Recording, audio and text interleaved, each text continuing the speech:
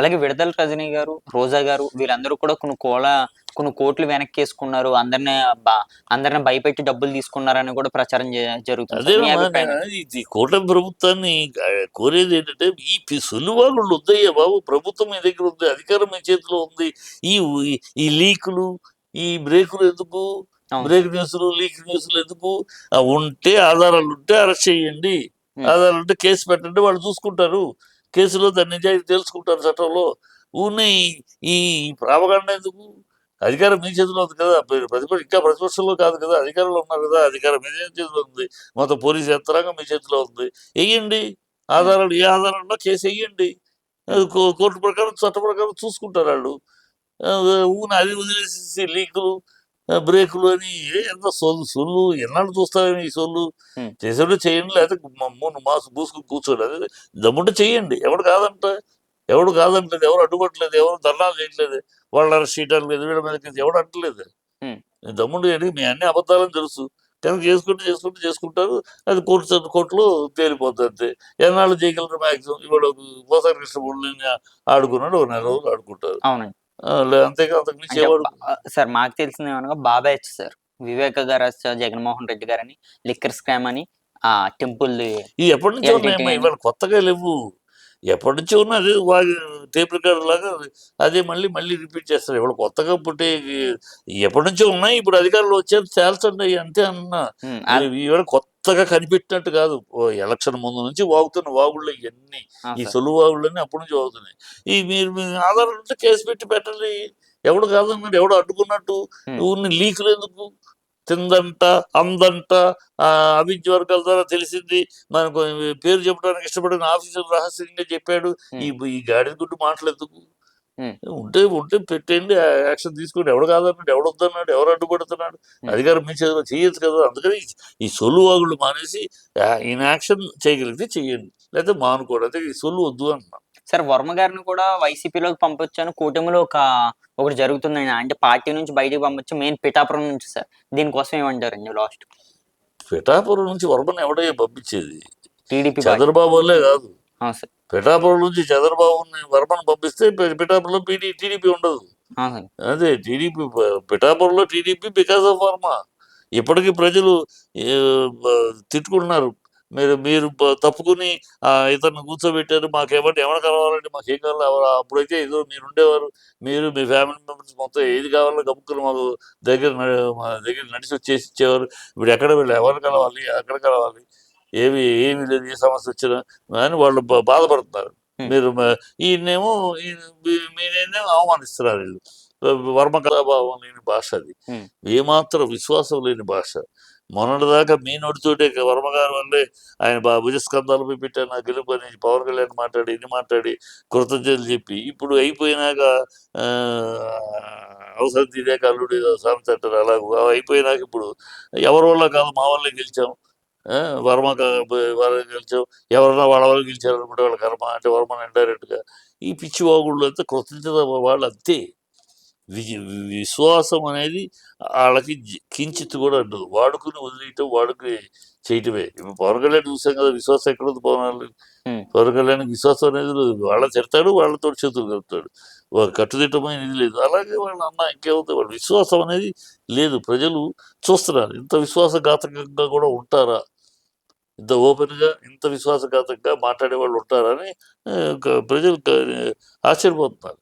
ఎంత పిఠాపురం. దారుణంగా ఉంటుందా, ఇంత విశ్వాసఘాతకంగా మాట్లాడగలరా మనుషులు ఆ! సార్. అని వాళ్ళు మాట్లాడగలరని నిరూపిస్తున్నారు. పిఠాపురం నియోజకవర్గం తన సొంతం చేసుకోవచ్చని వర్మ గారిని బయటికి పంపే అవకాశం ఉన్నదంటే, ఈ కూటమి ఇంకో 15 సంవత్సరాలు కలిసి ఉంటదంట కదా సార్. ఎవడయ్యా అంటుంది సులువాగుడు? హ్మ్. ఎవడు? పవన్ కళ్యాణ్ గారు అన్నారండి. ఏ రీసెంట్‌గా కూడా అన్నారు సార్. పవన్ కళ్యాణ్ తన సొంతం చేసుకో అంటే అది సులువాగుడే. పవన్ కళ్యాణ్ అంటే పెద్ద పవన్ కళ్యాణ్ మేధావా, లేకపోతే పెద్ద విశ్లేషకుడో, పెద్ద విజ్ఞానా?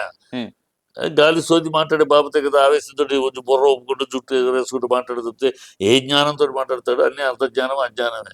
కనుక ఇది వర్మను పిఠాపురం దూరం చేసే దమ్ము వీళ్ళకుందా? పిచ్చి మాటలు వీళ్ళకు. వర్మ పిఠాపురంలో ఐక్యమైపోయిన ఆ ప్రతి ప్రతి గడపకి పరిచయమైన ఇవాళ మన ఎన్నికలప్పుడు పిఠాపురంలో వర్మ తిరిగాడు. ఇద్దరు వర్మ తన కుటుంబ సభ్యులు గడప గడప తొక్కాడు. ఆ! సార్. ఈయన తిరిగాడు ఏమన్నా?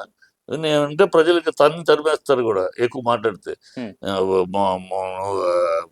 అసలేదో వరమని పిఠాపురం నుంచి తోలేసి మేము సొంతం చేసుకుంటే ఏ పిచ్చి బాగుండదు అంటే అలా పిఠాపురం ఎన్నికలప్పుడు పిఠాపురాన్ని ఏదో డల్లాస్ చేస్తామని ఏదో న్యూయార్క్ చేస్తామని అవునండి. యుఎస్ కింద మార్చాను, బెంగళూరు మారుస్తారు. యుఎస్ కింద మాటలకి మార్చాను. ఏమో నాలుగు లేదు, ఈ నరం లేదు, నాలుగు మాట్లాడలేదు. ఏం మారుస్తావు, ఏం మార్చావు, మరి 10 నెలలు ఏమన్నా ఒక ఆ దశలో ఏమైనా ప్రయాణం ఉందా? ఉమ్. ఏ పిచ్చి మాటలు, పిచ్చి కోతలు, ఆవేశంగా అంతర్జానంతో మాట్లాడే మాటలు, వాటికి ఎంత విలువ లేవమ్మా. సార్ ఒక్క మాటలో కూటమి ప్రభుత్వం కోసం ఏం చెప్తారు సార్? దౌర్భాగ్య ప్రజల దురదృష్టం, ఉమ్, ప్రజల దురదృష్టం. అంధకారంలోకి తీసి ఆ అంధకార ప్రభుత్వం అయిపోయింది ఇది. ఇది ప్రజలను మోసపుచ్చే ప్రభుత్వం, ప్రజల్ని దగా చేసిన ప్రభుత్వం, ప్రజలను వంచనకు గురి చేసిన ప్రభుత్వం. చెప్పేది ఒకటి, నా పెదాలు పలకరిస్తుంటే కనుబొమ్మలు విక్రిస్తాయి అనే ప్రభుత్వం ఇది. మాట్లాడేది ఒకటి, చేసేది ఒకటి. పైగా ప్రజల్ని డైవర్షన్ పాలిటిక్స్. ప్రజలు ప్రశ్నిస్తూ ఉంటే దానికి ఇంకో రకంగా ఏదో డైవర్షన్ చేయడం. వీళ్ళకి అసలు పాలన చే పాలన అనే దాంట్లో దృష్టి సార్ నిన్న ఉగాదికి అన్నారండి, గతంలో ఏది మీరు కూడా ఏది మాట్లాడారు సార్ ఏది ఉందమ్మా. ఫ్రీ బస్ కోసం. ఫ్రీ బస్ ఏంటి, పిల్లల ఫీజు రీయింబర్స్మెంట్ ఉందా? పిల్లల నిరుద్యోగ భృతి ఉందా? అవును సార్. 18 ఏళ్ళు వచ్చిన వాళ్ళకి 1500 నెలకు ఉందా? ఎంతమంది ఉంటే అంతమందికి 15,000 ఉందా?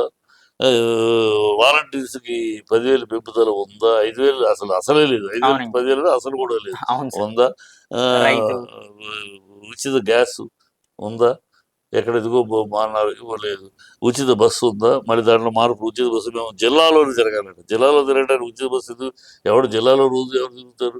ఉమ్, అదే చంద్రబాబు మీటింగ్లోనే మీ అత్తారింటికి వెళ్ళాలన్నా, పుట్టింటికి వెళ్ళాలన్నా మీ ధైర్యంగా ఎక్కండి, అడిగితే మా అన్న చంద్రని ఇచ్చిన బహుమతి చెప్పండి అని చెప్పాడు. అవును ఇప్పుడు సార్. మళ్ళీ జిల్లా వరకే పరిమితాడు. జిల్లా వరకు పరిమితం ఏంటి? జిల్లా వరకు అత్తారిల్లు పుట్టిల్లు ఒకే ఊళ్ళో ఉంటే ఉంటారు, ఒకళ్ళు ఇద్దరు ఉంటారు, మిగతా అవును. వేరే ఊళ్ళు ఉంటాయి కదా. వేరే వేరే జిల్లాలకు జిల్లాలండి. వెళ్ళాలంటే ఇక్కడ ఇది మాట మార్పులు, అబద్ధాలు. చెప్పేది ఒకటి, చేసేది ఒకటి. ప్రజల్ని ఎలా మోసగించాలని ఆలోచిస్తారు తప్పితే ప్రభుత్వం ఎలా మభ్యపెట్టాలి, ఎలా మోసగించాలి, ప్రజల్ని ఎలా సంతోష పెట్టాలని ఆలోచించట్లా. కానీ ఉమ్. ఈ ప్రభుత్వం ఇంతే. వీళ్ళ బుద్ధులు అంతే, వీళ్ళ లక్షణాలు అంతే. ఇది ఒక దుస్సాకరమైన ఆ, సభ్యతా సంస్కారాన్ని మర్చిపోయిన, సిగ్గు శరం విడిచిపెట్టిన ఒక అనైతిక ప్రభుత్వం. సార్ మీరు చాలా పెద్దవారండి. మొన్న జరిగిన 10 నెలల్లో జరిగిన ఎన్నికల్లోనే 50 సీట్స్ కి సుమారుగా ఓడిపోయిన ప్రభుత్వమే 39 సీట్స్ గెలుచుకున్నదంటే చిన్న విషయం కాదండి. దీనికోసం ఏమంటారు సార్? ఏమో అదే ప్రజల వైసీపీ. వ్యతిరేకత నిదర్శనం ఇది. ఆ, ఇప్పుడు కనుక ఎన్నికలు వస్తే జమున. గుండు సున్నా ఈ ఉమ్, కూటమికి. ఇప్పుడు కనుక ఎన్నికలు వస్తే గుండు సున్నా. ఇంకా టైం ఉంది కనుక వీళ్ళు ఏమన్నా బాగుపడే రోజులు లక్కీగా వాళ్ళ అదృష్టం కొద్ది కాన్స్టిట్యూషన్ ప్రకారం ఏం కోల్చలేం కనుక ఉమ్, వాళ్ళ అదృష్టం ప్రకారం గట్టి అవుతారు తప్పితే ఏమాత్రం తేడా వచ్చి ఈ ప్రభుత్వంపై తేడా వచ్చినా గుండు సున్నా వీళ్ళకి. ఇప్పుడు ఏమన్నా ఇంకా 4 ఏళ్ళ టైంలో ఏమైనా మార్పులు చేర్పులు కొంచెం బుద్ధి తెచ్చి తెలివి తెచ్చుకొని ఈ ఈ కార్యక్రమాలు కూడా ప్రజల తరపున ఏదైనా మాట్లాడడం, ప్రజల కోసం ఏదైనా చేయడం చేస్తే అప్పుడు మార్పు చేయాలి. లేకపోతే గుండు సున్నా వాళ్ళకి. ప్రభుత్వాన్ని ఇప్పుడు ప్రజలు తోలనాడుతున్నారు, తిడుతున్నారు, కాండ్రించి ఉమ్మొస్తున్నారు, శాపనార్థాలు పెడుతున్నారు ఆడాలి. ఈ ప్రభుత్వం ఈ ప్రభుత్వం, కూటమికి. కోట ప్రభుత్వాన్ని ఇప్పుడు ఎక్కడికి వెళ్ళినా శాపనార్థాలు పెడుతున్నారు. ఎందుకు అనుకోవచ్చు సార్ ఎందుకంటే వాళ్ళకి ఏది అందిస్తానని ఏది అందించలేదు. ఆ, నువ్వేదో గత ప్రభుత్వం ఇచ్చేదానికన్నా ఎక్కువ ఇస్తావని నీకు మేము నిరాజనాలు బట్టి ఓట్లు వేస్తే అవునండి. మమ్మల్ని ఎట్టాటి ముంచేసావు. ఏమీ లేదు, అది లేదు, ఇది లేదు. ఆయన బిర్యానీ ఆయన పెరుగన్నం పెట్టాడు, పులిహార పెట్టాడు, నువ్వు బిర్యానీ పెడతావు అనుకుంటే అవును నీ సార్. బిర్యానీ పోయే లేదు, ఆ పులిహార పోయింది మాకు ఉమ్, అని ప్రజలు బాధ వాళ్ళ బాధపడుతున్నారు, వేదన పడుతున్నారు. మామూలుగా బాధ కాదు. ఎంత మోసమా మేమంటే గొర్రెల్లా కనబడుతున్నాం ఓటర్స్. వర్ణాతీతంగా ఉంది వాళ్ళ బాధ. ఉమ్. అది ఈ ప్రభుత్వానికి శాపం. Thank you sir.